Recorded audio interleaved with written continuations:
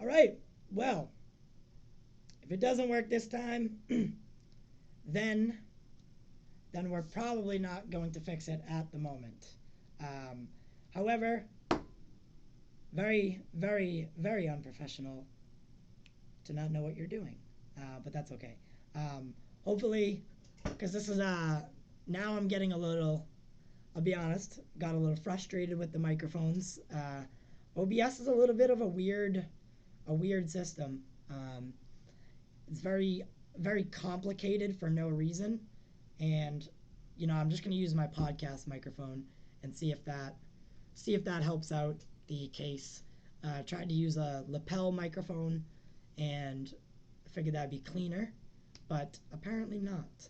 So, what we'll do is we're gonna keep it like this. If it's echoing, I'm sorry. However, I want to get through this review, and if not, if it's echoing, then the next time I'll make sure that it's fixed somehow, some way. Um, so, all right, let's start this for the fourth time or the ninth time or whatever it is, because Ty can't get his microphone to to work properly. Uh, so, welcome to Ty's TV time, guys. We're gonna be reviewing Supernatural's episode 16, season 15, and I'm really excited because I thought it was a great episode. I thought it was really fun, and I thought that they did a really good job. With the delays that they had due to filming restrictions, you can definitely tell in the episodes that they only got close when they needed to, and when the story demanded it. Because, I mean, let's be honest, these episodes aren't groundbreaking. They're getting back to their roots, which is cool. Uh, you know, one monster, the boys go hunt it. Uh, they get caught or they get trapped up by the demon or the ghost or whatever it is. Then one of them comes in, saves the other. Uh, they save the girl, and then they have a nice talk on the ride home. So, I mean, it was very grassroots. There was nothing too crazy in this episode. However, we did get to see two new actors portray the boys. So the new actors for Sam and Dean, respectively, were Christian Michael Cooper and Paxton Singleton. I think they did a good job. I just think that they used the same two kids for several seasons. So to have them switch it up now, and then the age difference was also a little bit off. I know, what I mean? Like, so Dean was, it looked like only a couple years older. You know, there was an episode where they went back to their high school or one of their schools, and the age difference was, you know, it looked like 5 6 years. So in this one, it looked like they were very similar in age, or only different by a couple of years. So the timeline was definitely thrown off a little bit there, but it's Supernatural, so retcon, and let's move forward. But the two new kids did good. They captured all the charisma of each character. They captured the mannerisms. They captured, Dean was still very macho, still very protective of Sam, um, and Sam was still very timid, shy, wants to go a different route, and very unsure of himself. So they did a good job portraying the two. This episode, it starts off with them finding out that a friend of theirs had passed away, and they were called in to go to a funeral for him. However, in supernatural fashion, we know that that's not actually what's happening. From the opening scene, we see a gentleman check into room 214. I was getting a very Stephen King vibe from this, by the way. But he checks in and he tells the front desk girl that it's doctor's orders. And I wrote that down because it seemed very off. Doctor's orders to check into room 214. So that threw me off a little bit. So I knew something was fun was going to happen. And then in that scene, we also see him sit on the bed and start drinking a bottle of whiskey. Great thing to do is sit in a motel room by yourself, drink whiskey with no TV on, and bare lights. And by the way, the wallpaper so hideous and disgusting.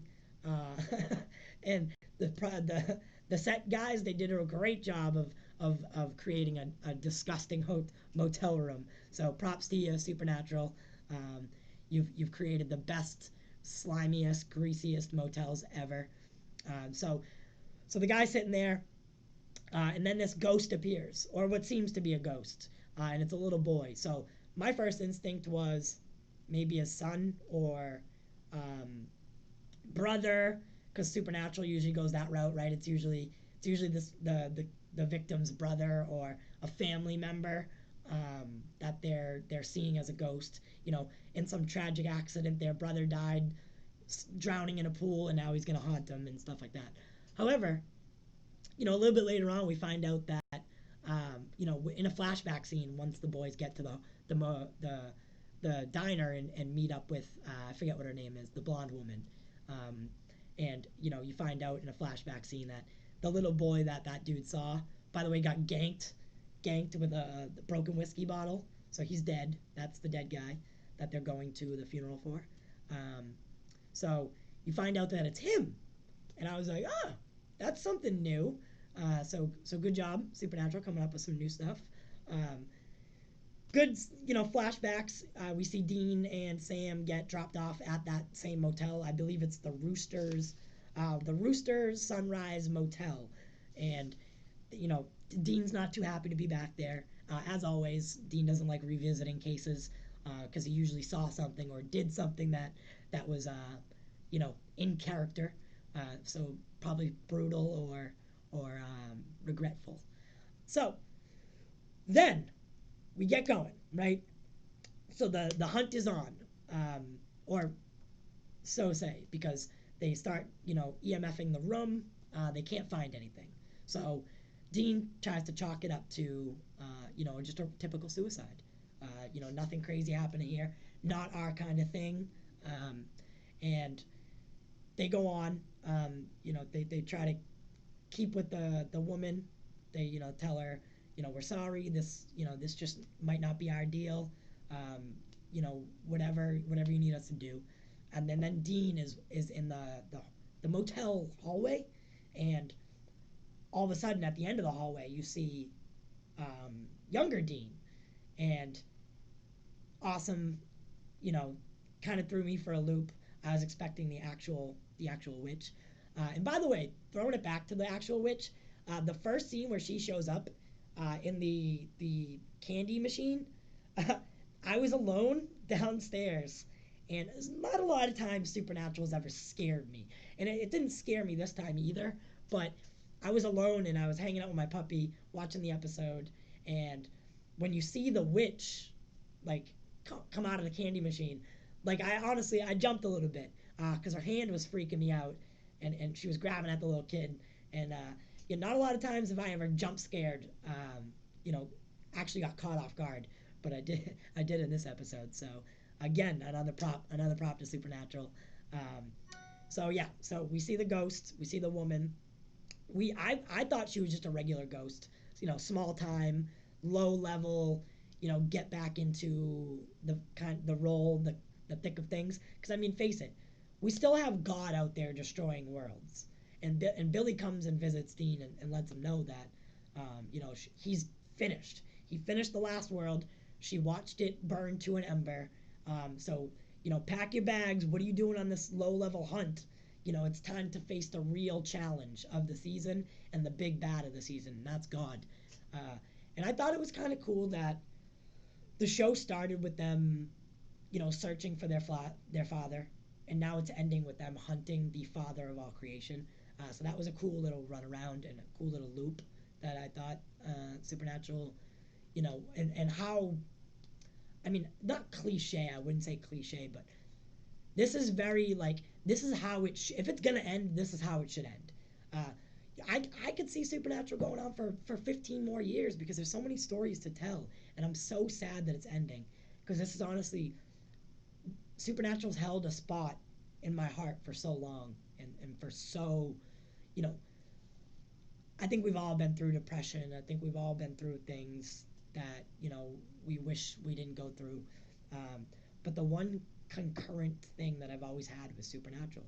And whether it be, when I was younger, I'd make a burger and some fries and hop in my bed and watch the new episode. And, for that hour or 42 minutes, I'd be complete. And I'm not too thrilled about losing it because, like I said, it means so much to me personally. Um, so, again, so the episode, back to the episode. So Dean ends up finding out that the woman she was right. It is a some demonic creature or something that's not supposed to be there, something that goes bump in the night. Because his younger self, does that ghost transition all the way up to him and kind of scares him a little bit. But he drops to his knees and he's holding a knife, it looks like the ghost is, himself as the ghost is almost gonna stab himself when Sam comes around the corner and is like, "Yo, hey man, what are you doing?" And then the knife disappears, and so does the younger Dean. Um, and that's when Dean tells Sam like, "Hey, this is actually something, um, and we need to handle it." From there, and the whole theme of this episode, it seems like, was telling the truth and hiding things because Dean knows now that Jack's plan is to sacrifice himself in some, heroic fashion to kind of redeem himself for killing Mary. Um, and that's his motivation for doing this, as well as saving the world. But, you know, so Dean has been holding on to that because Cass told him at the end of last episode what Jack's motives actually were. So he's been holding it in. Why he didn't tell Sam, I mean, why not? We've been through 15 years together. I think Sam can handle it. But nonetheless, he doesn't tell him. Again, it's typical supernatural form. He's got to hide something from him because he doesn't think he can handle it. Um, and throughout the whole episode, he's getting kind of cued by the blonde woman. She's like, oh, she says a couple things that like he stops and thinks for a minute, like, why am I lying to Sammy? And it just goes back. It routes it back to the whole, you shouldn't lie to the ones you love.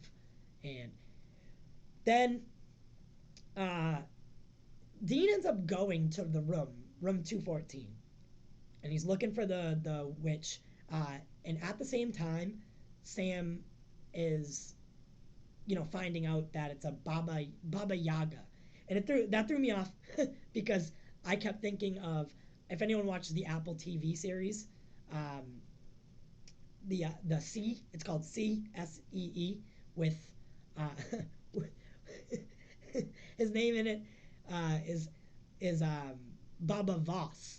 So when he said Baba Yaga, it threw me off a little bit because I was like, wait a second, isn't that Jason Momoa's character in C? But no, it's not. That's just me being stupid. Uh, so at the same time, Sam is doing his lore, finding out that this is an ancient witch, and the way that she kind of gets her mojo is from the ring. And we got a little flashback of the ring when Dean and the younger versions of themselves, uh, they ended up fighting this witch, and they thought they killed it. Dean slices her fingers off and then stabs her, and they think they kill her, but the ring falls off. So the blonde girl, the victim's sister, she ends up telling us a story about how her brother, that was his ring. That's his ring. They found it in a vacuum, and he put it on a chain and wore it. But it was broken, and he fixed it. Well, clearly him fixing that ring brought her back somehow. They leave it up to us to figure that part out. But that, only the real smart supernatural fans probably put that together. You know, but yes. So, like I said, the ring is where she gets her mojo. Also, Dean, his younger version, in a flashback, him and the blonde woman as a younger person, they end up going to look for the witch in the cannery. And I forgot to mention this because they go to the cannery searching, in that macho way Dean does. Even when he was 12 years old, he marches off and tries to fight the demon or ghost alone. But then the blonde girl ends up, coming with him after he told her not to, and then they end up doing the hunt together. But they go inside the cannery, and that's where Dean sees, a pile of dead kids. Because this hunt all begins with a couple dead kids, in a group, right? Missing child, missing child, missing child, you know, then the boys show up. And it always makes me laugh because Supernatural's not so, it's predictable. It's a little bit predictable, but it's a guilty pleasure for me, and I love it. So, missing kids. Then they go looking at the cannery because the cannery is the closest thing to all the crime scenes or where they were abducted or killed or whatever. So Dean sees a bunch of kids in a pile, and that kind of freaks him out. So that's why he didn't want to come back here in the first place, because of that was, and he says it to, I think he says it to the blonde girl and Sam, that that was the first time he had ever seen anything like that. So he had been on hunts before with his dad, but he had never actually seen the gruesome, itty gritty details of a hunt. So he protects the other girl and doesn't show her, and they kind of move on. And he never tells Sam. So that's another lie, or mislead of information. So, like I said, Dean goes to room 214. He walks in, closes the door behind him, and all of a sudden he's transported to somewhere else. It looks like the cannery. But, the hideous wallpaper at one point gives it away that he is not in the cannery. He's in room 214 still. He tussles with the witch, tussles with her a little bit. He gets thrown and gets overtaken by the witch. And then again, Supernatural, not so original, kind of predictable. Sam comes in and saves the day, and then Dean kills the witch, and that's where the episode ends. Like I said, nothing crazy going on in this episode, but it's still Supernatural, and any content, I love it. I can't get enough of it. So, they kill the witch in it seemed very easy.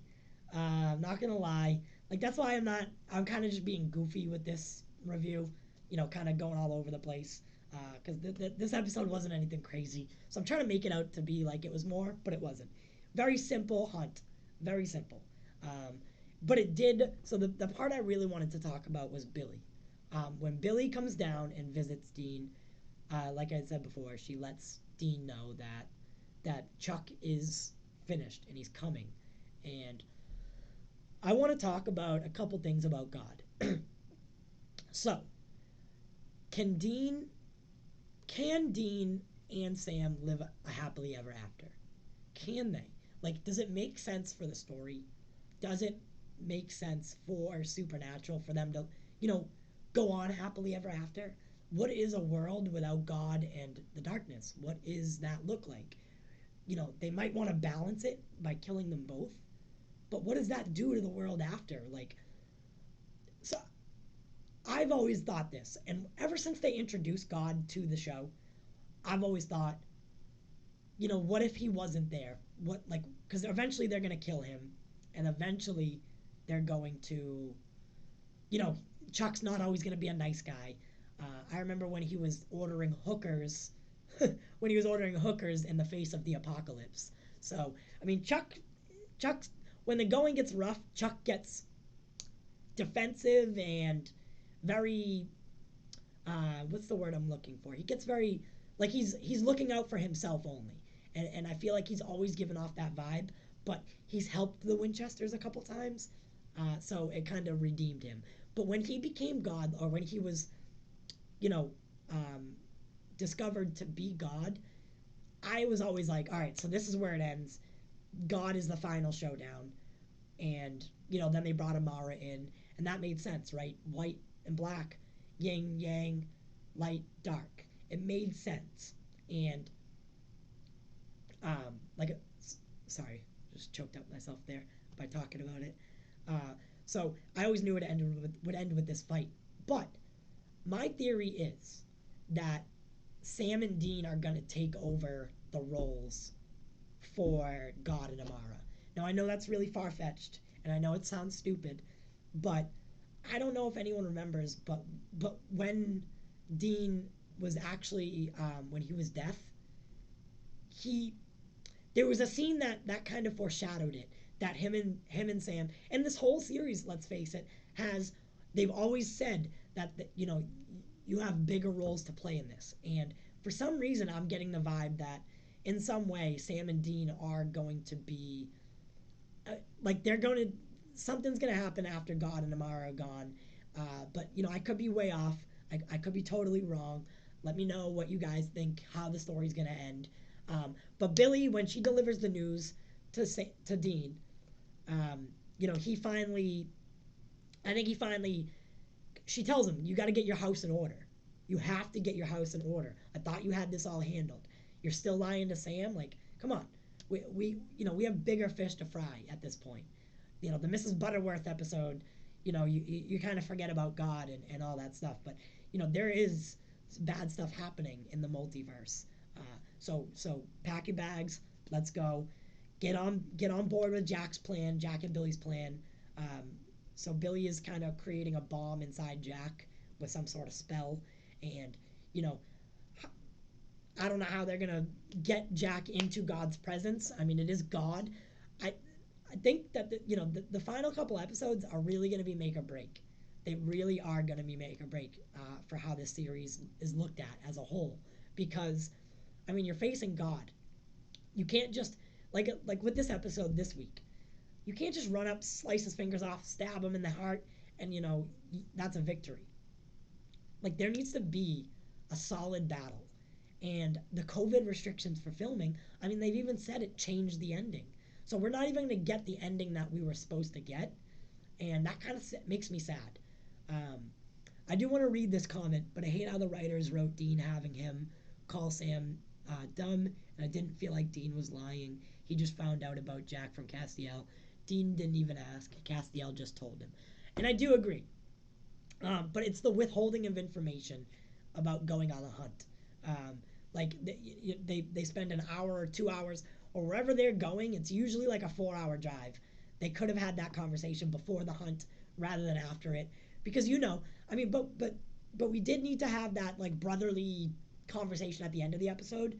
So it served its purpose, because as soon as the episode ended, I was like, yep, we're getting it right now. Sam and Dean in baby, and Dean's gonna fess up to it, and Sam's gonna be mad, and sure enough, that's what we got. I think that they just used that as a way to progress the story. Next episode, Sam and Dean are probably gonna split up. Let's face it, they're probably gonna go separate ways for one episode, while one of them gets this side of it handled and one of them gets this side of it handled, but they need some time apart. I think I read actually that the description for next week's episode is Dean hits the road with Jack. Don't you come back no more, no more, no more. Sorry, had to do it. So that's where I'm getting that kind of thought, is they're gonna split up next episode. Sam's not gonna be too happy with him, but Sam and Cass together, I think, are gonna start looking for alternatives. Cass is already looking for an alternative, so it's gonna come down to this. It's gonna be Dean's plan, which is let Jack sacrifice himself, versus Sam and Cass's plan of, the ulterior way, but it probably won't work at the end, right? They'll go with Sam's plan originally. They'll try it. It won't work. Jack will come in and save the day heroically, and Sam and Dean will live happily ever after. So, quote unquote. By the way, killing God does not necessarily mean a world without monsters. So, I'm very interested to see if they end it with a cliffhanger and leave it open to be revisited 5-10 years from now. Maybe they live happily ever after now, but there's something that could happen, right? There's still monsters. You didn't close the gates of hell. You didn't eradicate vampire species and werewolf species. There are still ghosts. Unless killing God sends them all to purgatory, there's still monsters in the world. Killing God is, you're killing more species and stuff being created, but you're not killing the ones that are already on Earth living there. So it's going to be interesting to see how they go forward with this. It's going to be interesting to see where they lead off. There is an interview with Sam and Dean. I'm not with Jared and Jensen, where they say the second to last episode is like the season finale, but the last episode is the series finale. So the story of this season will end with the penultimate, but the series will end with the episode after that. So we're gonna have an episode where they're paying tribute to, all the fans and all on everyone like that, which should be interesting. I let me know what you guys think, but as a man, I've always been ridiculed for loving Supernatural the way I do, um, but I will probably shed a tear. These guys have been with me for 15 years, and I'm 27 years old. So that's more than half of my life. Sam and Dean have been in there. Jared and Jensen have been these characters to me for more than half of my life, um, and I'm not ready to say bye. Luckily, we're getting Eric Kripke is bringing Jensen into the boys. That's wonderful. I'm so happy. But he's coming in as a character that'll probably be a one and done season kind of deal. And then Jared is going over to a Walker Texas Ranger reboot. I used to watch that with my mom years ago with Chuck Norris. I didn't really like the show. I don't know where they're going with it on the CW. I'll tune in because Jared's on it, but I'm not.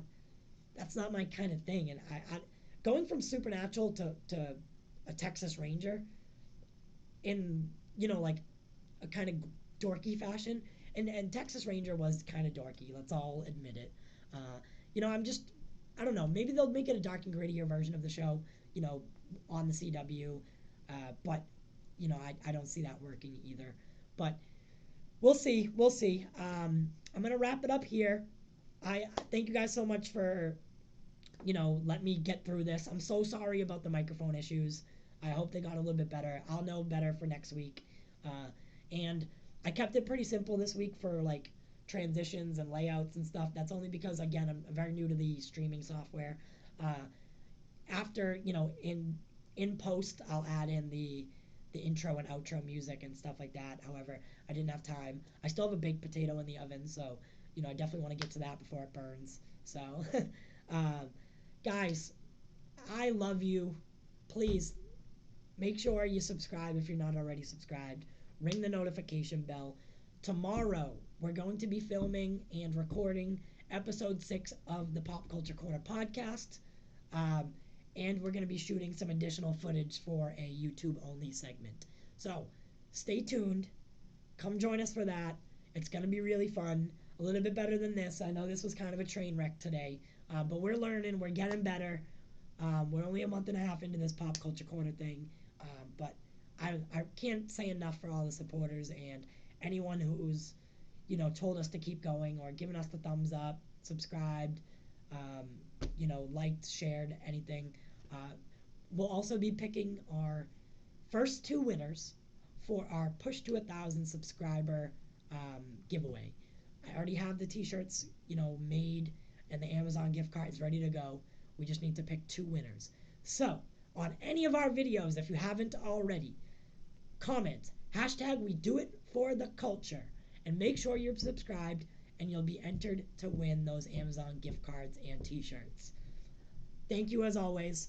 My name's TY, and I'll see you next week.